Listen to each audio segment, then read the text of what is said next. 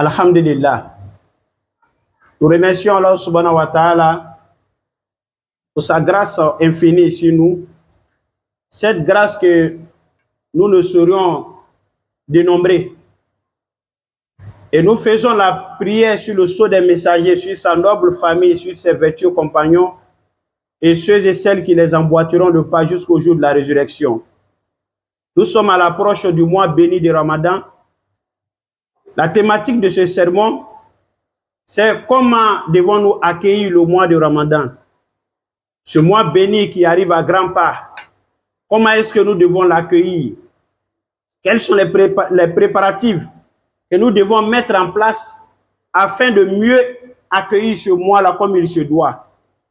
Afin que nous puissions avoir les mérites, les bénédictions, les grâces qu'Allah subhanahu wa ta'ala a mis dans ce mois-là. Qu'Allah nous l'accorde avec santé et prospérité. Le premier point, ou du moins la première chose que nous devons faire dans le cadre de l'accueil de ce mois béni de Ramadan, c'est d'accueillir ce mois avec joie. Il y a des musulmans, lorsque le Ramadan approche, leur cœur se serre. Ils sont fâchés à cause de la faim qu'ils vont endurer. Ils sont fâchés à cause de la soif qu'ils vont endurer. Ils sont parfois fâchés à cause des des dépenses qu'ils auront à faire pendant ce mois-là. Ce qui montre que vous n'avez pas encore la foi sincère en Allah subhanahu wa ta'ala. Chaque année, quand le Ramadan approche, on a peur. Soit de ces différentes choses-là, la faim, la soif, etc. Mais Dieu, par sa grâce immense, fait que ce mois-là passe sans aucun problème. Même les personnes les plus démunies, qui n'arrivent à manger qu'une seule fois par jour, ce mois-là, ils mangent 3 fois par jour jusqu'à garder même le reste. N'est-ce pas? Ce mois de Ramadan, on a toujours eu peur. Mais ça s'est toujours bien passé. Plaçons notre confiance à Allah subhanahu wa ta'ala. Allah nous dit ceci dans la sourate de divorce. Quiconque craint Allah, Allah subhanahu wa ta'ala te donnera une issue favorable. Qu'Allah nous accorde la piété sincère. Donc ce mois-là ne consiste pas à nous faire souffrir de faim ni de soif, à nous faire dépenser plus, à nous appauvrir. Non. Ce mois-là a pour but de nous inculquer, de nous enseigner, de nous apprendre l'endurance et la patience qui est comment dirais-je, important pour le musulman. Si on n'est pas endurant, si on n'est pas patient, on n'aura pas le paradis. Ça, c'est clair et net. Et donc, pour nous enseigner cela, pour nous apprendre cela, Allah subhanahu wa ta'ala prescrit ce mois de jeûne. Celui qui a pu s'abstenir de boire, celui qui a pu s'abstenir de manger, celui qui a pu s'abstenir de ses plaisirs pendant 3 jours et 30 jours consécutifs, successifs, alors que nous savons que la nourriture et la boisson constituent notre source de vie. Sans cela, nous allons mourir, c'est clair et net. Celui qui a pu s'abstenir de ce qui constitue sa vie, est-ce qu'il ne pourra pas s'abstenir de ce qui n'est pas nécessaire pour sa vie? J'ai pu m'abstenir de boire, de manger, tout en sachant que la faim tue, la soif tue. Mais j'ai pu m'en abstenir à cause d'Allah subhanahu wa ta'ala.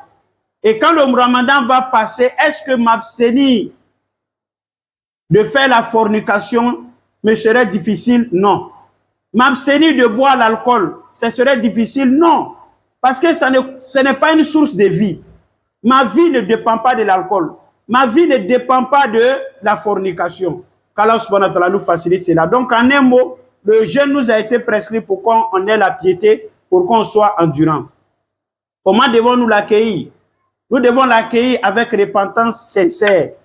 Comme Allah subhanahu wa ta'ala nous dit cela dans la sourate Tarim. Ya ayyuhallazina amanu tubu ila Allahi tawbatan nasuha. Oh, vous qui avez cru à Allah subhanahu wa ta'ala, repentez-vous d'une repentance sincère. Repentez-vous d'une repentance sincère. La repentance sincère, c'est quoi? C'est d'abandonner le péché pour de bon. De ne plus y revenir tout au long de sa vie. Et de regretter le péché tout au long de sa vie. Et si on a acquis des biens, qu'on arrive à restituer ces biens-là à ses propriétaires. Tu as volé quelque chose à quelqu'un, il faut lui restituer. C'est ça la repentance sincère. Qu'Allah subhanahu wa ta'ala nous facilite cela. Qu'Allah nous facilite cela. Donc nous devons accueillir le mois de Ramadan avec repentance. Se repentir des mauvaises actions, des torts qu'on aura causés à nos voisins, notre voisinage.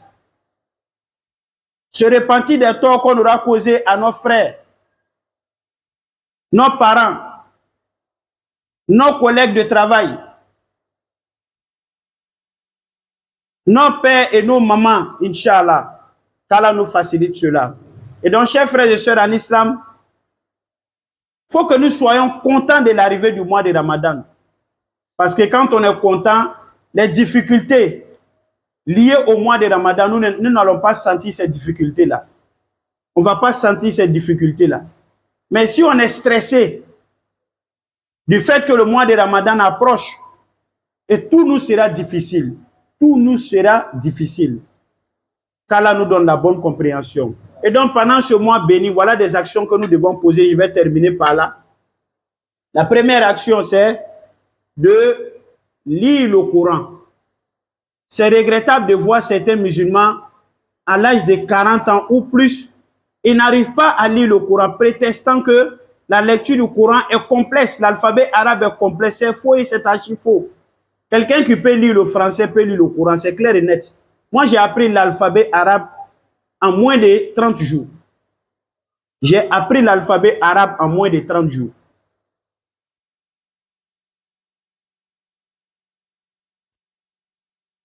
Et donc, pour dire que ce n'est pas compliqué.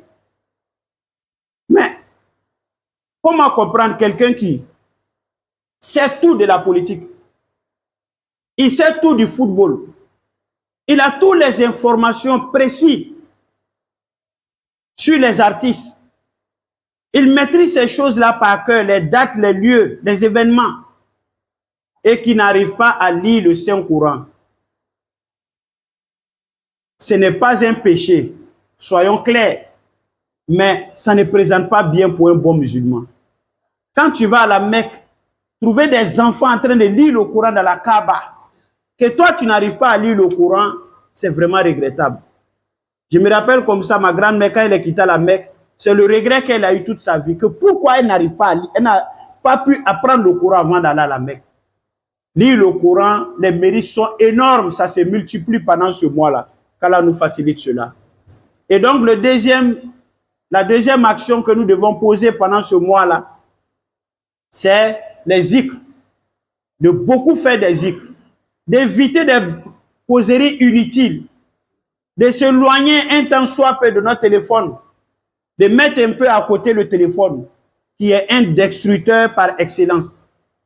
Le téléphone nous détruit.